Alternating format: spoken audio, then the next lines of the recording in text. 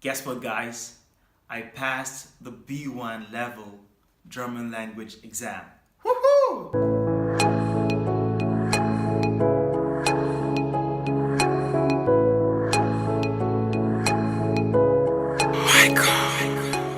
What's up, guys? Welcome back to our channel. Today is just me. My wife is not here. She's currently in Switzerland. But hopefully she'll be joining us next time or in our next video. But yeah, like I said at the beginning of this video, I passed the B1 level German language exam. Now, for those of you that have taken this exam, you know it's not a very easy exam to take. Okay? In my opinion, I think the German language is a bit more difficult than the English language. But I passed the exam. I did not only pass the exam, I passed the exam with flying colors. This is the certificate, and these are my points. Yeah, so the exam is called Mündliche Prüfung in German, which means speaking exam. And the company responsible for running this exam that I took is called Telk. And these are my points. And the exam is divided into 3 sections.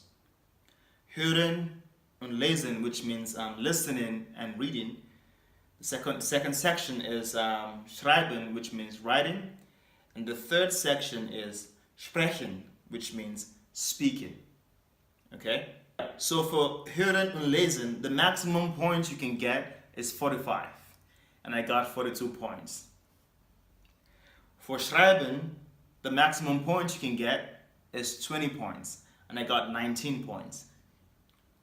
Now for my favorite section, which is Sprechen, the maximum points you can get is 100 points. And I got 100 points. So yeah, those are my points. If you're wondering how you can know if you passed or if you failed, at the back of the certificate, you have the grading system. And it tells you what's the minimum point you can get to have B1 and what's the maximum points, okay?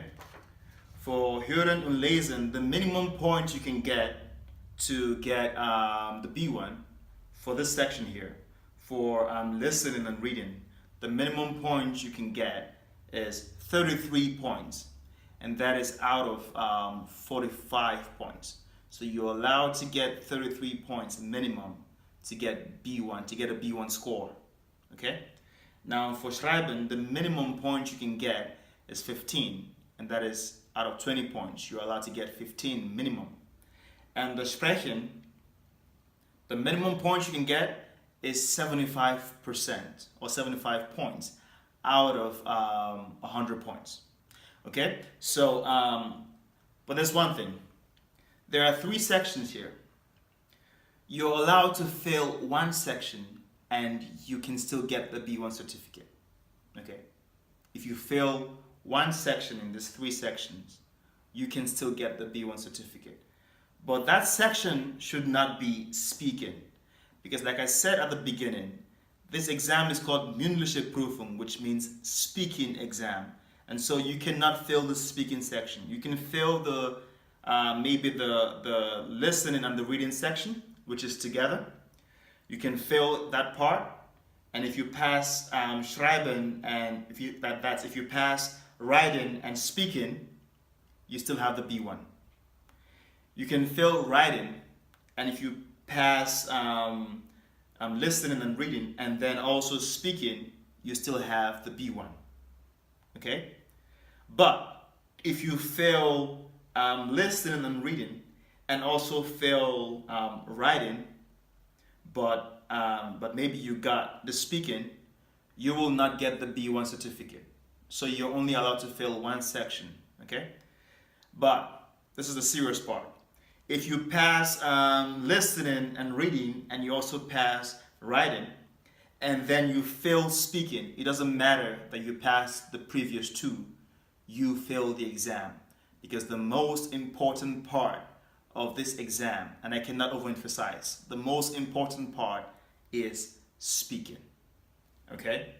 And for those of you planning to move into Germany, to live here, to work, it is very, very important that you do a German language course or that you know how to speak the language in order for you to integrate better.